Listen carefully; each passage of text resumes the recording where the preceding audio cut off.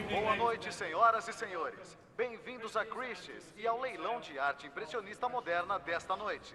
O lote 11 é um Picasso de 1922, Buzz de Femme à la Chemise. Um quadro de Picasso, tirado da parede de um museu alemão em 1937, agora reaparece em um leilão em Nova York. 4 milhões e 900 mil, 5 milhões de dólares, 5 milhões, 6 milhões, 6 milhões e 200 mil. Não, terminado. Vendendo agora, última chance. 6 milhões e 200 para o senhor por 6 milhões e 200. Obrigado. Da última vez que esse quadro esteve em leilão, foi vendido por apenas $1.800, como parte de uma campanha para livrar a Alemanha da arte desprezada pelos nazistas. Adolf Hitler eliminou a arte que odiava e roubou a arte que cobiçava. Os nazistas não foram só os assassinos em massa mais sistemáticos da história, foram também os maiores ladrões. Roubaram tudo. A arte de todos os tipos era vulnerável ao plano de Hitler. Pintura, escultura, mobiliário, objetos religiosos. Sempre houve saques. Houve saques planejados por Napoleão, mas este foi realmente engenhoso. Além do saque, os nazistas lançaram uma guerra moderna que destruiu a arquitetura histórica europeia. Na luta para derrotar Hitler, os aliados tiveram de escolher entre salvar vidas ou causar ainda mais danos. Há uma discussão antiga. O que vale mais, uma obra de arte ou uma vida humana? Hoje, mesmo após mais de 60 anos, a arte perdida ainda é encontrada. Danos de batalha ainda são restaurados e obras de arte roubadas são objeto de disputas acirradas. Tudo isso é resultado de negócios inacabados da maior guerra da história.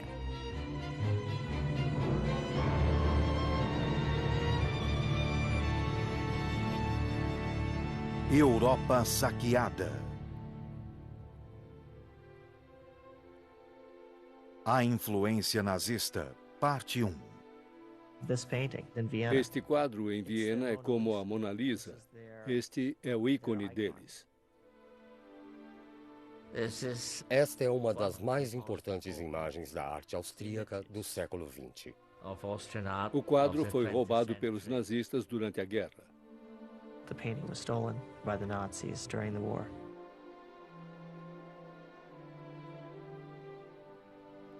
Hoje, o destino de O Retrato de Adele Bloch-Bauer, de Gustav Klimt, ainda está em jogo. A tela pode ser vista na Galeria Nacional da Áustria, em Viena. Mas é uma das várias obras cuja propriedade é contestada desde que os nazistas massacraram o mundo artístico. A maioria das pessoas chama este ícone vienense de O Retrato de Ouro. Poucos pensam nele como o retrato de uma judia vienense e de uma lembrança da comunidade judaica que floresceu aqui antes da Segunda Guerra Mundial.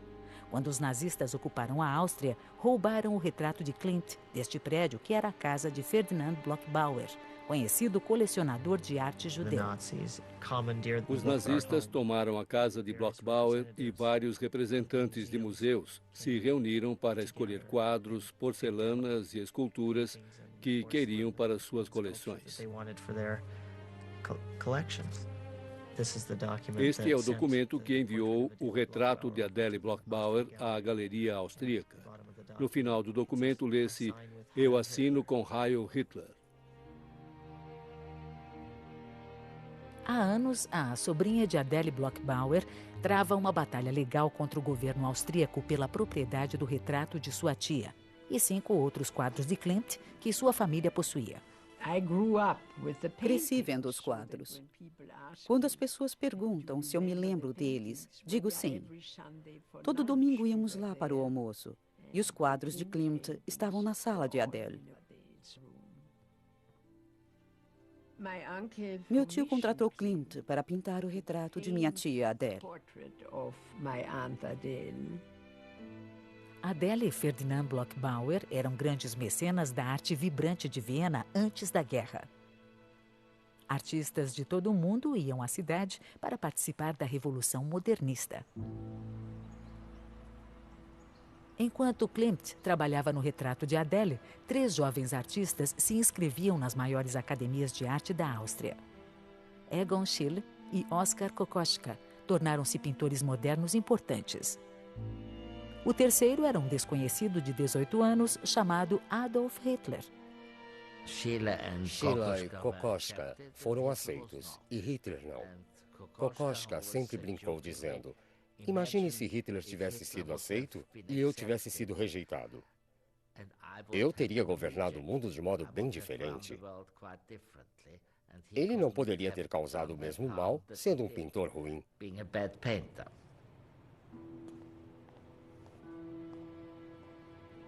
Nos arquivos do porão do Centro de História Militar em Washington, D.C., estão guardadas várias pinturas nazistas, entre elas as primeiras aquarelas de Adolf Hitler.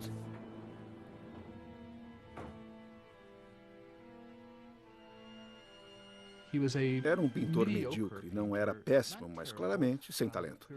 Mas julgava ter talento. Certamente via-se capaz de ser admitido na Academia de Belas Artes de Viena e se considerou rejeitado. Como vários jurados da academia eram judeus, suspeito que isso tenha alimentado seu antissemitismo. Via de regra, ele odiava o que ocorria na arte moderna como artista aspirante que era. Havia artistas judeus por perto, pelos céus. Não só isso, mas algumas daquelas figuras pareciam negros selvagens da África. Como pessoas como Node e Kandinsky podem ser exibidas? Como pode haver tanta comoção sobre elas e não deixarem que eu brilhe como artista? Isso deve ter irritado Hitler. Em um discurso de 1937, Hitler gritou: de agora em diante, iremos liderar uma guerra implacável de purificação e de extermínio contra os últimos elementos que desalojaram nossa arte. Hitler começou a limpar os museus alemães, ordenando que limpassem de suas coleções 16.000 obras de mestres modernos, como Matisse, Van Gogh e Picasso. Hitler classificou tais trabalhos de degenerados. A arte moderna foi então ridicularizada e condenada em uma exposição de enorme sucesso, Arte Degenerada, que viajou pela Alemanha. O resto da coleção de arte moderna dos museus alemães foi leiloado a preços de liquidação para beneficiar o Reich. Milhares de obras de arte removidas foram simplesmente queimadas. A Alemanha destruía suas próprias bases como líder mundial da arte moderna.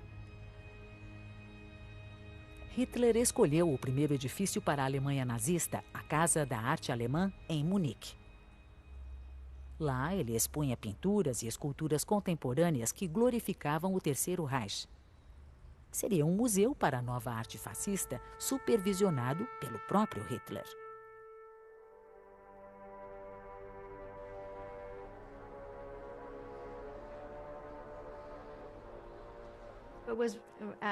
Era mesmo muito incomum para um chefe de Estado envolver-se tanto em questões culturais. Mas tudo era parte de sua ideologia racista. Tudo deveria ser puro até o último detalhe na Alemanha. Hitler ia com os curadores escolher o que ficaria lá. Isso continuou ano após ano até o fim da guerra. Tudo estava à venda, mas a maior parte tinha de ser comprada pelo governo, pois ninguém realmente queria aquilo.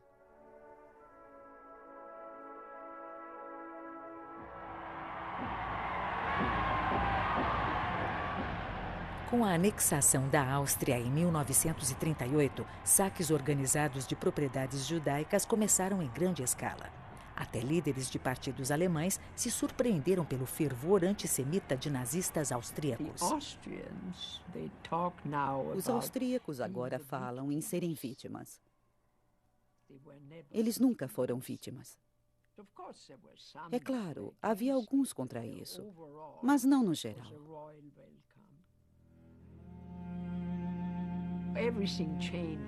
Tudo mudou após 11 de março. Tornou-se uma vida diferente, uma cidade diferente.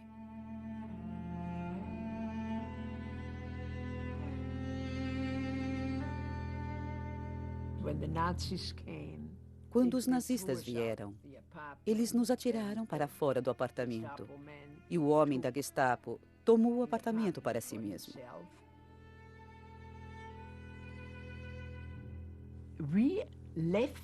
Nós saímos de Viena. Na época, nem pensei no que deixávamos para trás. Só pensamos em salvar nossas vidas. O retrato de Adele, tia de Maria, pintado por Gustav Klimt, foi só uma de centenas de obras deixadas para trás quando a família Bloch-Bauer fugiu da Áustria nazista. Após agentes de Hitler, Göring e outros oficiais nazistas escolherem o que queriam, o resto da coleção, incluindo os quadros de Klimt, foi dividido entre os museus estaduais de Viena. Alguns foram devolvidos à família após a guerra, mas as telas de Klimt ainda estão nas paredes da Galeria Nacional Austríaca. Há uma compreensão geral de que os quadros pertencem simplesmente à Áustria. E há razão para isso. Está escrito em um documento. Está no último testamento de Adele Bloch-Bauer. A tia de Maria morreu em 1925 e deixou um testamento manuscrito. No testamento, ela pede que o marido dê os quadros à Galeria Austríaca após a morte dele. O que aconteceu, é claro, foi que tiraram as telas dele. Foram roubadas pelos nazistas antes que ele morresse. O marido de Adele fugiu para a Suíça em 1939 e morreu no exílio após a guerra. Ele nunca recuperou os Klimts. Após a guerra, os austríacos decidiram não devolver as telas, baseados na declaração de que, segundo o testamento de Adele Bloch-Bauer de 1923, eles tinham direito a elas. Está muito claro que ela sempre teve em mente que as pinturas iriam, no final, ficar na galeria austríaca. O lugar das telas é no museu. Devem ser vistas pelo público, mas não na Áustria, onde são mantidas lá sob uma mentira. O que me entristece é a total injustiça de não admitirem que elas não lhes pertencem. Hoje, a batalha pelo retrato de Adele Bloch-Bauer é só uma de várias disputas ainda não resolvidas na esteira da máquina nazista de saque à arte.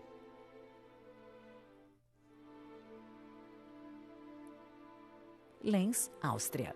A cidade natal provinciana de Hitler seria a sede do enorme Museu do Führer. Hitler planejava transformar Linz na capital cultural da Europa. Começando por esboços que desenhara na juventude, mandou seus arquitetos prepararem planos secretos para fazer da pequena cidade industrial uma grande cidade imperial.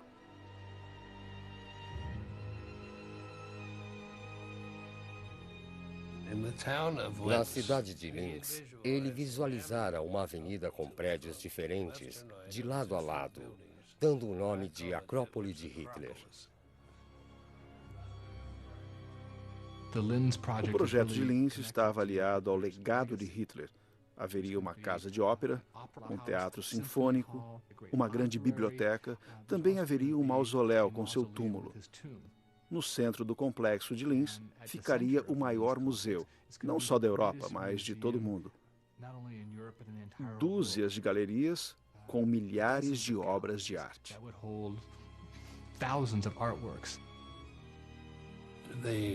A coleção era para o Estado. Hitler pensava que o Reich deveria ter uma grande coleção de arte pelo prestígio. E isso seria uma escala enorme. Ele estava preparado para comprar as obras de arte, é claro, mas não tinha remorso em roubá-las. O museu seria criado tanto por compras como por saques. Centenas de obras polonesas estavam na lista de desejos de Hitler, mas para os nazistas, a maior parte do patrimônio cultural eslávico da Polônia não valia sequer ser roubado. Os nazistas consideravam os eslavos sub-humanos, assim como os judeus. A cultura polonesa foi declarada degenerada e marcada para a destruição. Na capital, Varsóvia, até a arquitetura histórica foi visada. Particularmente o Castelo Real de Varsóvia, lar de reis poloneses por 6 séculos, sede do Parlamento e do Tesouro Cultural Nacional.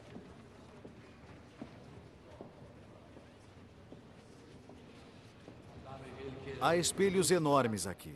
Pode-se ver o que se chama de friso. É um trabalho de estuque decorativo.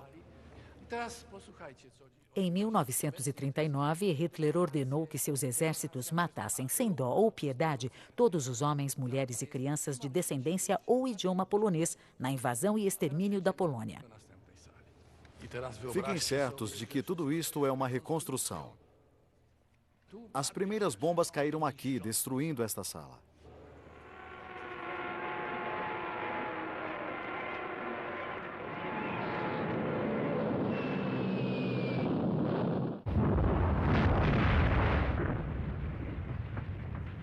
Durante o ataque a Varsóvia, Hitler ordenou pessoalmente o bombardeio do Castelo Real. Ele soubera de um hino polonês que dizia: enquanto o Castelo de Varsóvia estiver de pé, a Polônia ainda não estará perdida. Danificado pelo bombardeio e destituído de arte e mobília por saqueadores nazistas, o castelo ainda se erguia quando os alemães tomaram Varsóvia. Mas conhecendo o apelo patriótico dos poloneses pelo castelo, os nazistas cavaram buracos em sua fundação e os encheram de explosivos para criar a ameaça permanente de total destruição. A segunda fase da destruição do castelo ocorreu após o levante de Varsóvia. O levante começou em 1º de agosto de 1944. Após anos de opressão, o povo de Varsóvia se ergueu para retomar a cidade dos nazistas. A luta mais violenta e mais longa foi aqui, na cidade antiga. Os alemães esmagaram o levante, matando mais de 200 mil poloneses. E os nazistas consumaram sua ameaça. A carga de dinamite colocada 4 anos antes foi detonada, destruindo totalmente o castelo de Varsóvia.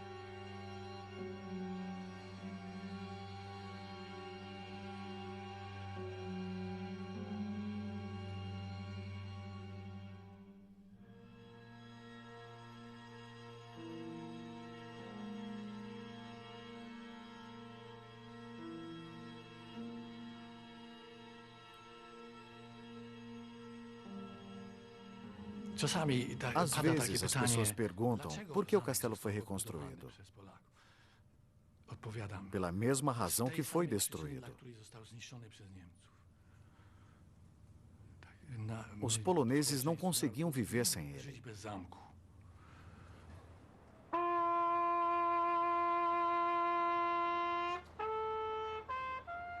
Cracóvia, Polônia. Na Cracóvia, o centro da cidade antiga foi preservado. A cidade era o lar das obras de arte mais cobiçadas pelos nazistas. Aqui começaria realmente o saque sistemático.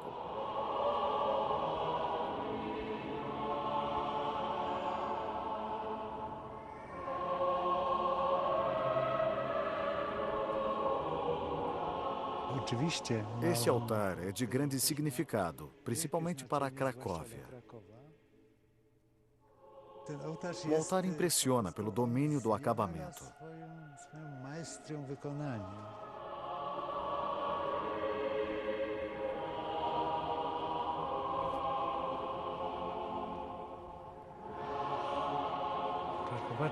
Veja as figuras, o movimento das roupas, os rostos diferentes.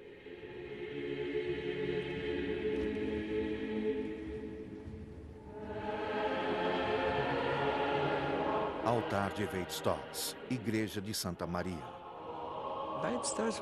Weizstoss era bávaro e veio a Cracóvia no começo do século XV. Para este altar, ele usou seus vizinhos como modelos. Foi um choque para os cracovianos quando foi inaugurado. Eles viram os rostos normais de seus vizinhos como santos e apóstolos.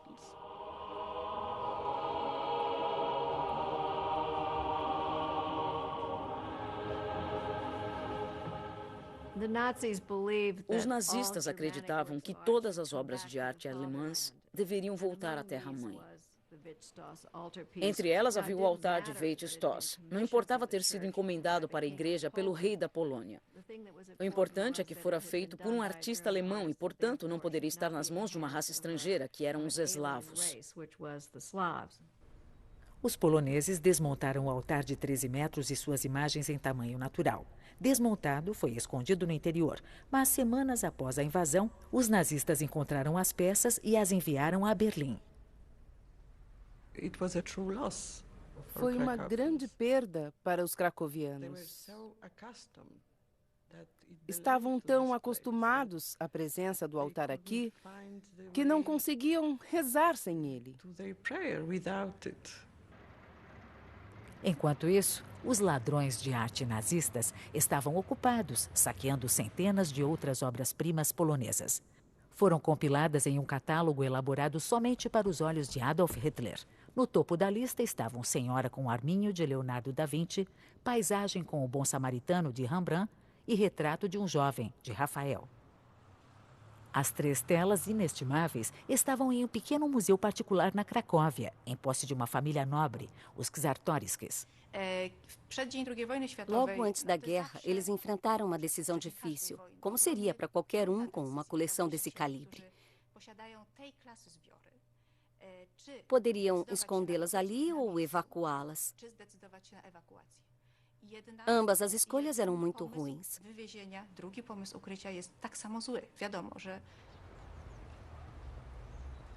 Os Czartoryskis decidiram esconder os quadros em sua propriedade rural a 160 quilômetros da Cracóvia. Os objetos foram trazidos para cá, para esse sótão, que foi então emparedado e coberto de gesso. Infelizmente, as idas e vindas chamaram a atenção.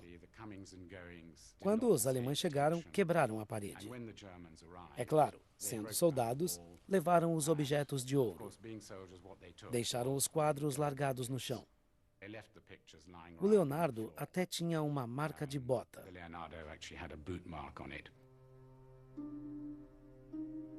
Os 3 quadros iriam para o Museu de Hitler em Linz, mas o novo governo nazista da Polônia os manteve em apartamentos particulares na Cracóvia. Após o fim da guerra, o Leonardo e o Rembrandt foram devolvidos pelos aliados ao Museu Czartoryski, na Cracóvia. O Rafael nunca foi achado. Se esse Rafael fosse vendido em leilão hoje, seria por 100 milhões de dólares, com certeza. Tem uma qualidade estranha de fascínio, por isso, suspeito que ainda esteja em algum lugar. O item mais importante em nosso banco de dados é o retrato de um jovem de Rafael. No Ministério da Cultura polonês, Monika Kunk e seus colegas compilaram um banco de dados de obras roubadas durante a guerra que continuam desaparecidas. O programa contém 59 mil itens, estimado como sendo apenas 1/10 da perda total da Polônia. Até recebermos informação confiável, só poderemos distribuir fotos do quadro e então esperar. Podemos esperar, talvez, por mais uma geração, até que a pessoa que tomou parte no roubo morra e seus filhos, seus herdeiros, não saibam de onde veio o quadro e decidam vendê-lo. Então, a tela talvez veja a luz do dia.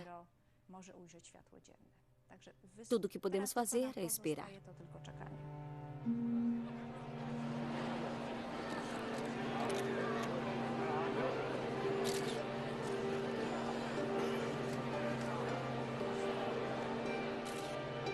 Talvez a coleção de arte mais celebrada, já reunida sob o mesmo teto, o Museu do Louvre, em Paris, abrange 12 quilômetros e 800 metros de galerias e contém cerca de 400 mil obras de arte inestimáveis, o patrimônio cultural do povo da França.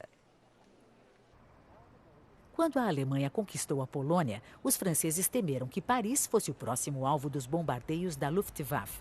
E no coração da cidade havia o Louvre. O pessoal do museu se reuniu em torno da vitória alada da Samotrácia, quando o diretor deu ordem para evacuar os grandes tesouros do Louvre para castelos fora de Paris. A equipe do museu estava preparada. Havia feito treinos de evacuação em 1938, tentando imaginar como funcionaria uma evacuação durante a guerra.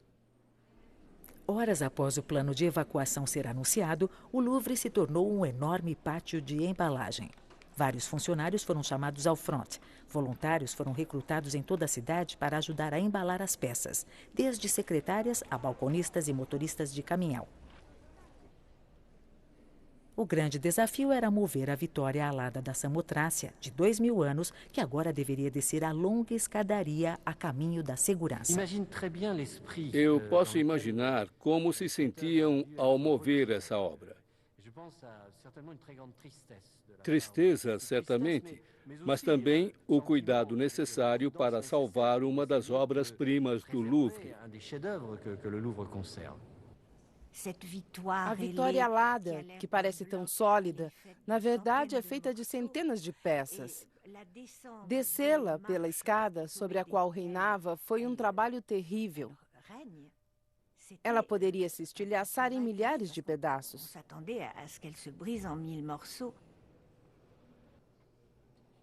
Uma testemunha mais tarde lembrou: a estátua balançou sobre uma rampa de madeira inclinada. Estávamos aterrorizados. O silêncio era total, enquanto a Vitória seguia lentamente para a frente, com suas asas de pedra ligeiramente trêmulas. O curador da escultura sentou nos degraus de pedra, murmurando que não haveria voltar.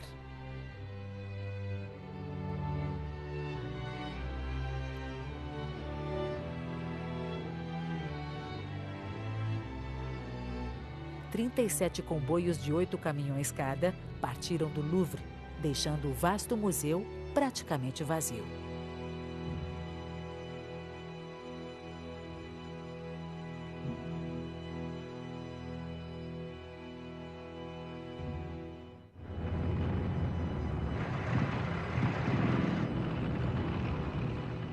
Em maio de 1940, o exército alemão varreu a Bélgica, Luxemburgo e Holanda e entrou na França. Foi um choque para os franceses, que se prepararam para ataques aéreos, mas não para uma invasão em larga escala de seu país.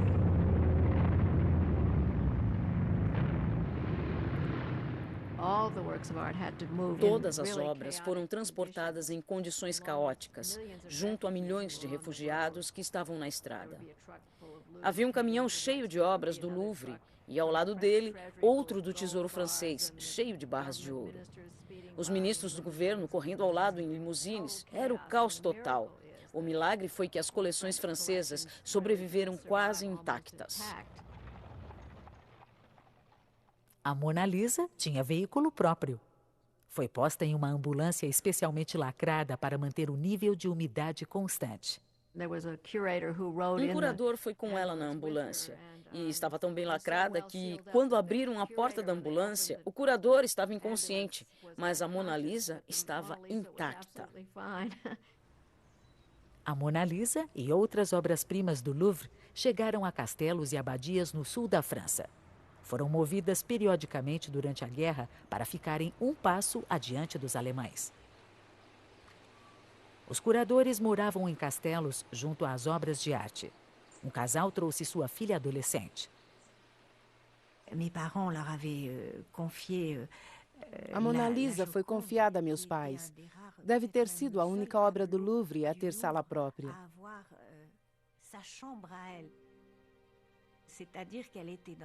Em outras palavras, estava em uma bonita caixa de madeira. Nós a abríamos e lá, em cetim vermelho, ela sorria.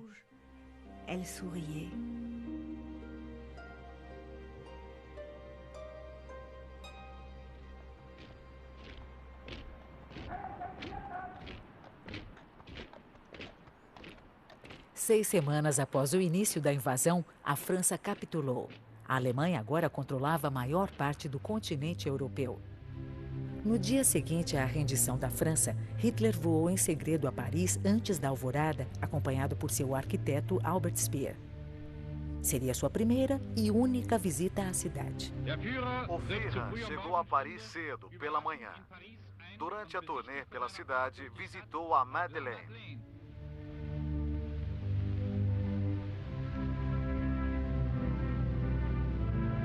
O Arco do Triunfo.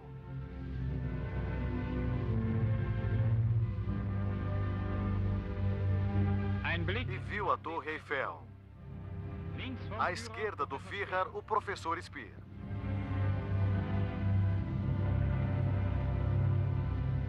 Hitler comentou com Speer: ver Paris era o sonho de minha vida.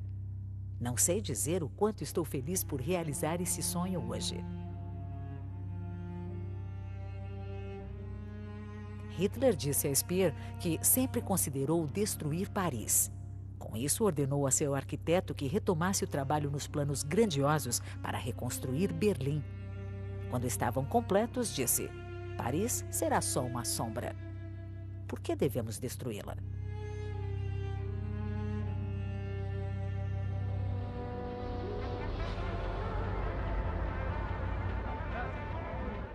Ao contrário do tratamento severo dado às cidades eslavas da Polônia, Hitler preservou Paris como um parque de diversões sofisticado para os oficiais alemães.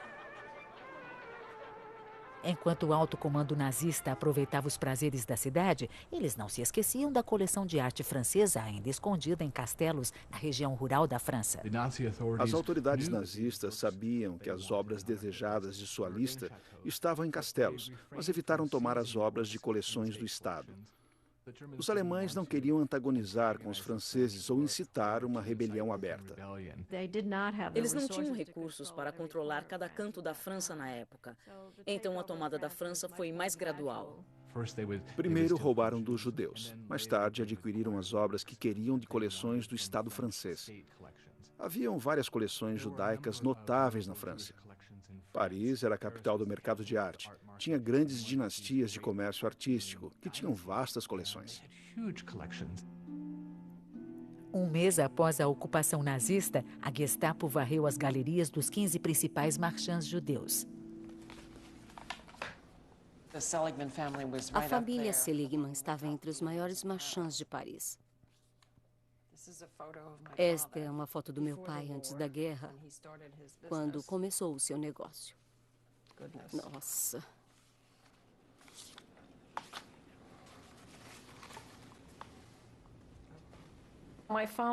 Meu pai se especializou nos antigos mestres. Göring visitou a galeria em 1938, antes da guerra. Meu pai o expulsou da galeria porque sabia quem ele era e o que ele queria fazer. Então, como resultado, foi a primeira galeria saqueada durante a guerra. A quantidade de arte roubada de colecionadores judeus logo cresceu tanto que o Museu Jeu de Paume, no centro de Paris, foi requisitado para armazenamento. A operação foi supervisionada pela força-tarefa antissemita conhecida como ERR. Os nazistas se certificaram em manter a aparência de legitimidade. Segundo as novas leis de ocupação, os judeus que fugissem ou fossem deportados para campos de concentração perdiam sua cidadania. Os nazistas então declaravam sua propriedade sem dono e disponível ao saque.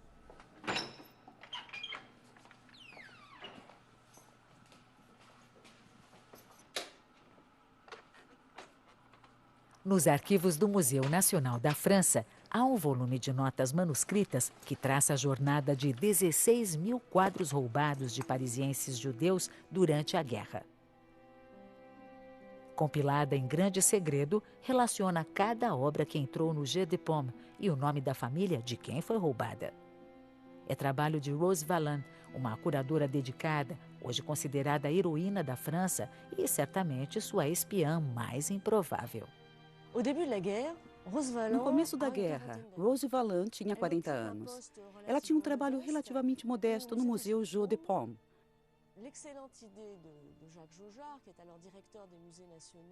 A ideia do diretor do Louvre era garantir que Rose ficasse naquele museu. Imagine Rose Valland, não muito alta, cabelo em coque, óculos pequenos, realmente acima de qualquer suspeita. E mais, ninguém avisou a ERR, a força-tarefa antissemita, que ela falava alemão. Ninguém suspeitava daquele ratinho rastejando pelo prédio, o tempo todo observando e escutando tudo o que acontecia lá. Ninguém sabia que toda noite, quando ia para casa, com sua memória notável, ela mantinha um diário secreto de quais telas francesas, de propriedade pública ou privada, fora levada por quem e enviada para onde. Rose Valland conseguiu ficar no Jeu de Paume, apesar do constante perigo de deportação ou execução. Em novembro de 1940, ela se preocupou com uma atividade incomum que varreu o museu. Rose Valland notou que havia grande excitação e que os quadros não estavam sendo inventariados. De repente foram pendurados nas paredes e parecia haver uma festa ou vernissagem de algum tipo. E realmente Göring em pessoa viera ao Jeu de Paume para ver o que havia disponível para sua coleção e a de Hitler. Ele, é claro, era esperto bastante para saber que grandes obras, como O Astrônomo de Vermeer, que fora confiscada dos Rothschilds, deveriam ir para o Führer, para o Museu de Linz. Mas isso ainda abria a possibilidade de ele mesmo levar vários itens. Nos anos seguintes, Göring visitaria o Jeu de Paume 20 vezes, levando mais de 700 obras de arte para si. Hermann Göring passou muito tempo em Paris. Às vezes havia uma desconexão. Com a Batalha da Bretanha em andamento e Göring supervisionando a Luftwaffe em seu momento crítico, quando em intervalos em Paris, Göring visitava marchands, restaurantes, boates, bebia champanhe e comia ostras. Os itens que Göring saqueava em suas viagens turísticas a Paris, Holanda e Bélgica eram enviados de trem até a porta de seu suntuoso palácio de caça, Karenhall.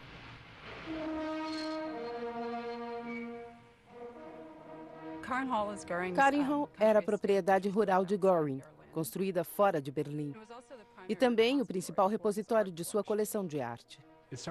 Começou como um chalé de madeira. Era muito aconchegante, tinha uma grande lareira e muita pedra na construção. Gradualmente cresceu em tamanho. Ele o redecorou e o chalé tornou-se totalmente opulento e ostensivo. Foram feitas adições e havia galerias enormes. Vastos corredores com mármore, tapeçarias, tapetes, quadros e esculturas. Estamos falando de uma coleção que só em pinturas possuía talvez 1.700 itens. Em comparação, é mais que a coleção de quadros da Galeria Nacional Europeia de Arte. A historiadora Nancy Yeads está tentando compilar o primeiro inventário completo da coleção de arte de Hermann Göring. Um de seus objetivos é localizar quadros saqueados por Göring que se perderam após a guerra, incluindo uma pequena pintura de François Boucher, roubada de André Seligman em Paris.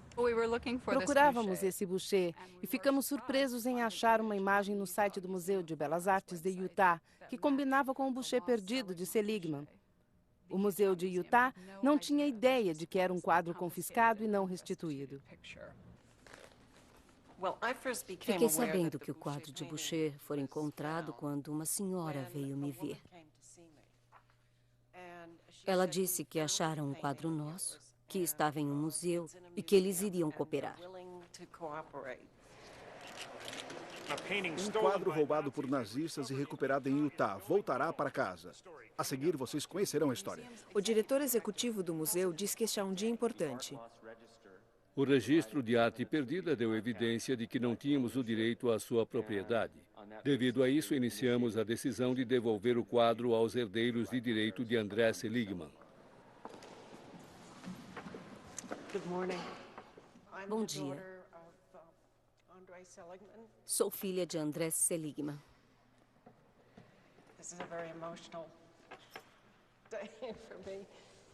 É um dia muito emocionante para mim. Estamos animados por receber o quadro do museu. Eles foram muito, só posso usar a palavra, adoráveis quanto a isso. Prontas? 1, 2, 3. Meu pai gostaria que eu tivesse o quadro. E é uma pena ele não ter vivido para ver isto ocorrer. Eu fiquei um pouco triste quando comecei a pensar em devolver o quadro. Foi parte importante de nossas exposições permanentes. Mas também vi a grande responsabilidade moral. Não podemos reparar os milhões de vidas que foram tiradas, mas podemos fazer algo simples. Devolver algo roubado e conferir um pouco de humanidade a todos nós. Na Paris ocupada, trens carregados de arte roubada continuam a partir para a Alemanha.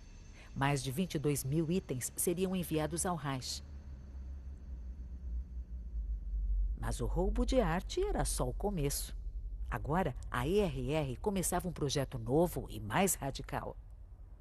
A partir de março de 1942, a ERR decidiu passar a operação de mobiliário, a Mobile Action, que foi a total pilhagem de apartamentos deixados por judeus da Europa Ocidental. A União de Empresas de Mudanças de Paris foi obrigada a fornecer 150 caminhões e 1.200 operários por dia para ajudar a realizar a operação. Esse saque foi como nada jamais visto. Foi total e levou objetos de valor, e também objetos que não tinham valor. A meta era material, mas também pretendia apagar um povo e sua memória.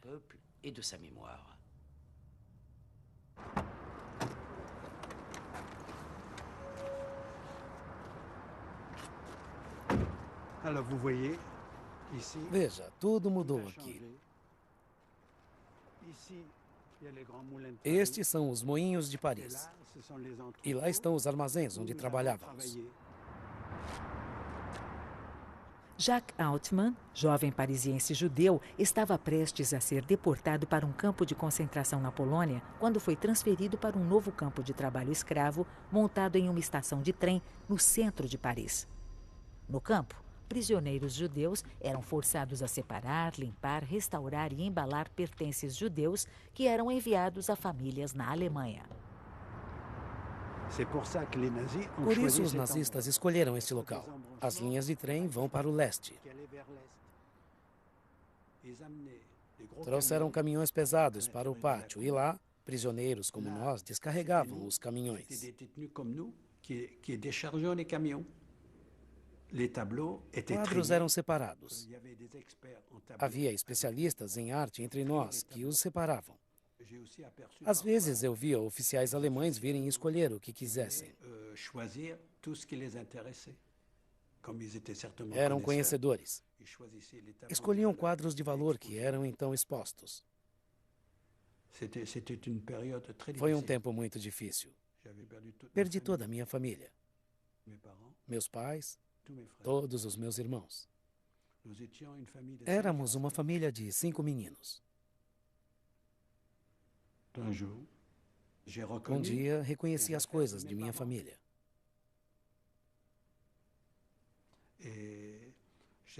Eu vi fotos, nossos móveis.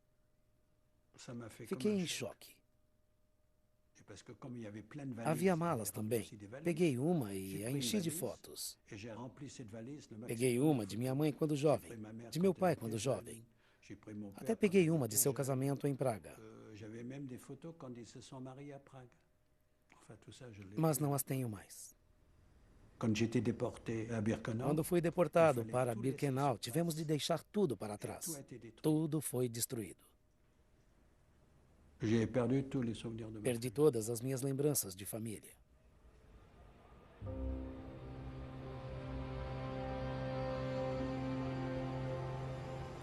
Trem após trem seguia para leste. Vários levando judeus para campos de concentração. Outros se seguiam carregados com seus bens e obras de arte.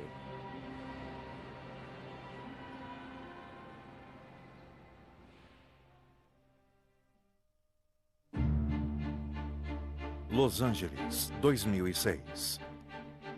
60 anos após a guerra, uma junta de juízes austríacos entregou a Maria Altman e sua família as 5 pinturas de Gustav Klimt, incluindo o retrato de sua tia. A influência nazista, parte 2. No verão de 1941, Hitler tinha a Europa Ocidental sob firme controle. Agora, ele olhava para o leste para expandir ainda mais o Império Nazista. Em um ataque surpresa à União Soviética, Hitler desviou milhões de soldados de suas tropas para um novo fronte de 3.200 quilômetros. A União Soviética era um alvo, assim como a Polônia. Era primariamente uma nação eslava. Na verdade, estava sujeita a um tratamento ainda mais duro, pois era comunista. Hitler ordenou que seus generais travassem uma guerra de aniquilação. Foi uma campanha terrestre de fogo que atingiu o coração da arte e da cultura soviética. Quando a notícia da invasão chegou ao Museu Hermitage, oficiais soviéticos tiraram os visitantes das galerias lotadas e começaram a evacuar freneticamente a imensa coleção. Não estamos acostumados a guerras, mas sabemos como nos comportar. O Hermitage foi evacuado durante a Primeira Guerra Mundial. A propósito, também foi evacuado durante a guerra com a França no século XIX. Então, quando os alemães invadiram na Segunda Grande Guerra, o Hermitage estava preparado para a evacuação. Comparado ao Louvre, em Paris, o Hermitage tinha 4 vezes mais objetos a serem retirados. As vastas coleções dos czares russos incluíam tudo, de quadros e móveis a porcelanas e antiguidades. A retirada começou atrasada, mas as noites claras do verão de Leningrado ajudaram os soviéticos a ganhar tempo, pois o trabalho podia atravessar a noite.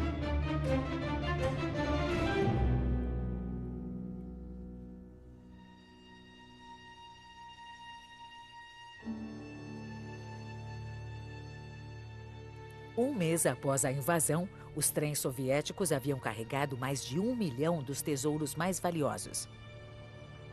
Mas metade das coleções ainda permanecia em perigo quando forças nazistas cercaram Leningrado semanas depois. O inimigo estava agora a apenas 13 quilômetros do museu. Era o começo do cerco de 900 dias à cidade.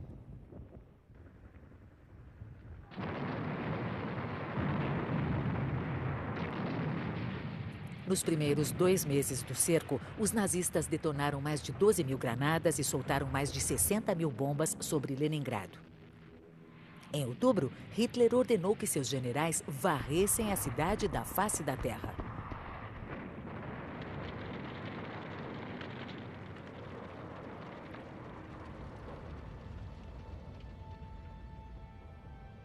A equipe do Hermitage e a comunidade artística da cidade abrigaram-se na rede de porões sob o museu. Durante o primeiro inverno do cerco, 2.000 pessoas habitaram este congelado mundo subterrâneo.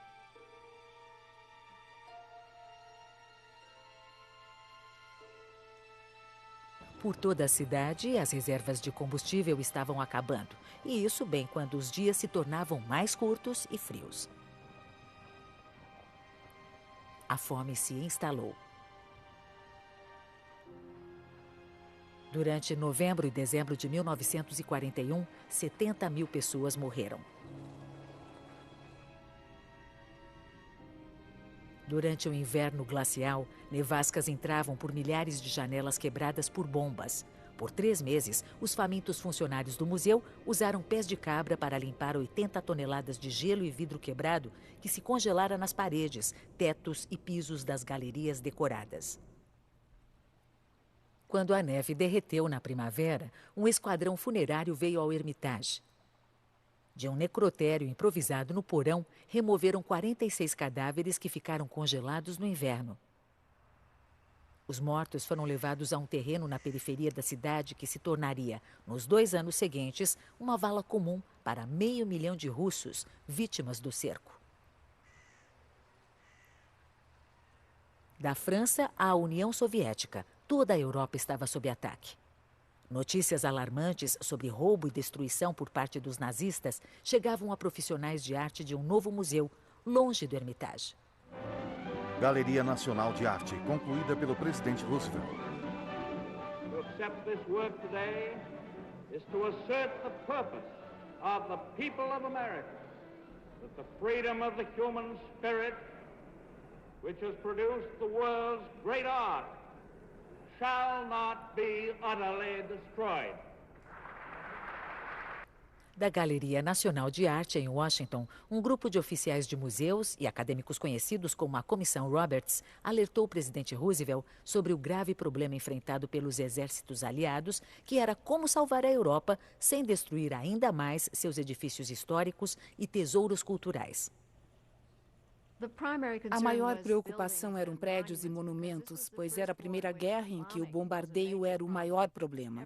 Todos viram o que acontecera na Inglaterra durante a Blitz e sabiam que, quando os exércitos invadissem, essa seria uma questão importante. A primeira invasão veio no verão de 1943, quando os Estados Unidos e seus aliados ocidentais lançaram um ataque maciço contra as forças de ocupação germânicas no sul da Itália.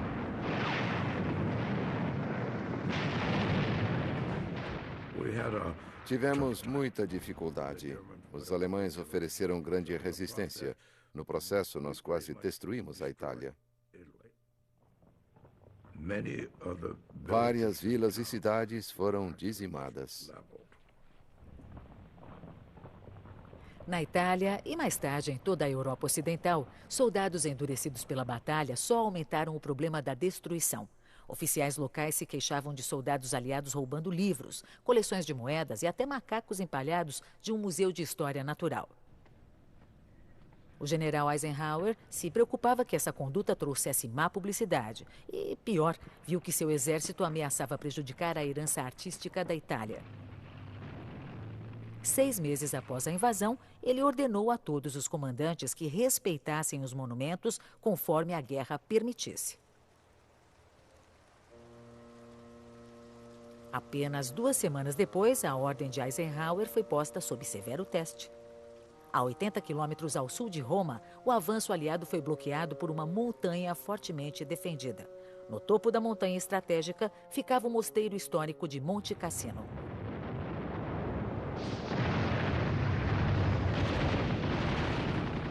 Eu não me preocupava com o mosteiro, e sim com as pessoas tentando me matar.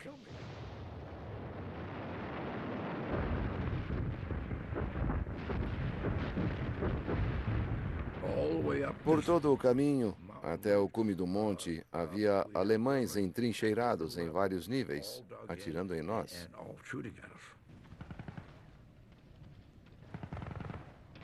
A batalha para controlar as montanhas em torno de Cassino tornou-se um impasse sangrento. Comandantes aliados que por semanas evitaram atacar diretamente o mosteiro discutiam sobre seu destino. Nos Estados Unidos e na Inglaterra, os pais protestavam, não queriam que seus filhos morressem para salvar uma construção.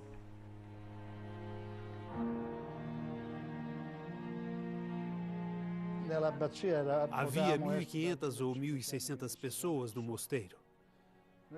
Fomos para lá porque sabíamos que ele não seria bombardeado. Era um monumento histórico, não só nosso, mas de todo o mundo.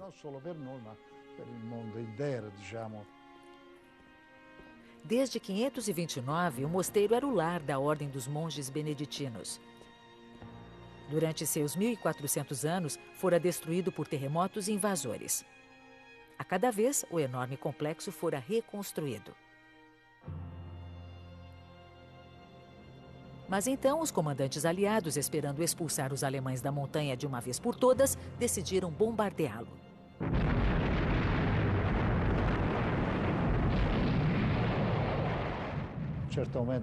Em alguns momentos eu nem conseguia respirar.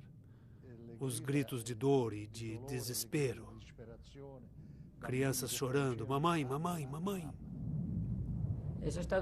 Continuou por algumas horas. Cada grupo de avião passava e bombardeava, passava e bombardeava, passava e bombardeava.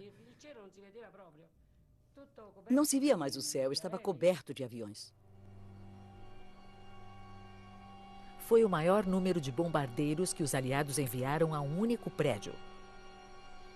Mas nem um único soldado inimigo foi morto. Os alemães estavam em volta do mosteiro, não nele. Após o bombardeio, transformaram as ruínas em fortaleza defensiva. No fim, mais de 15 mil soldados e civis morreriam antes que os aliados finalmente rompessem as linhas alemãs 3 meses depois. A abadia de Monte Cassino, após ser destruída pelos gangsters aéreos anglo-americanos. Após o bombardeio, os profanadores da cultura europeia dispararam artilharia pesada sobre as ruínas da abadia beneditina. Isso é o que resta. Daí em diante, cada erro de bombardeio aliado era anunciado em noticiários e panfletos com títulos A Guerra contra a Arte. O governo fascista italiano até lançou um conjunto de selos celebrando Monte Cassino e outros monumentos históricos destruídos por bombardeios aliados. É claro que a propaganda alemã e italiana tinha certa razão. Obras foram danificadas em Milão. A última ceia quase foi perdida, pois uma bomba caiu no prédio onde estava. Algumas bombas caíram em Roma e em São Lourenço, uma das igrejas mais famosas da Itália. Apesar de bombas aliadas perdidas caírem na periferia de Roma, o campo de batalha ultrapassou a cidade quando o exército alemão se retirou para o norte. O povo e os monumentos antigos de Roma foram poupados.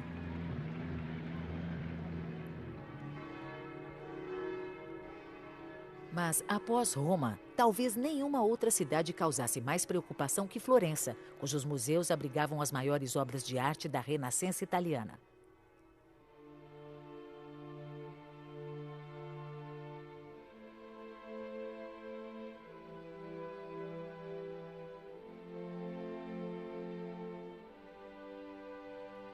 Aqui, como na França, oficiais culturais logo levaram obras de arte transportáveis para a segurança presumida de vilas no campo e castelos. Mas a preciosa cidade em si, com pontes, palácios renascentistas, igrejas e esculturas públicas, ainda permanecia vulnerável enquanto a guerra subia pela bota da Itália. Todos pensavam que uma cidade como Florença, considerada uma joia de arte e beleza, seria, digamos, uma cidade aberta, que não seria tocada pela guerra. Mas as autoridades da cidade temiam o pior. Sem ter certeza de que os nazistas abririam mão de Florença sem lutar, mobilizaram operários para construir estruturas em volta das obras de arte públicas mais importantes da cidade. A cerâmica de Della Robbia, que adorna o primeiro orfanato da Europa, foi protegida em galpões de madeira. Os túmulos de mármore da Capela dos Medici foram protegidos com sacos de areia. Os 6 escravos de mármore de Michelangelo e seu Davi de 4,20 metros foram emparedados por enormes cápsulas de tijolos.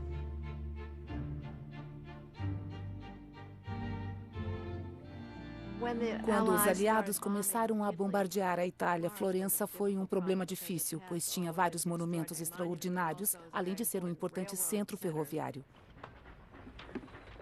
Apreensivo, o comando aliado decidiu interromper as linhas alemãs de suprimentos, enviando o melhor esquadrão aéreo para bombardear o pátio ferroviário florentino.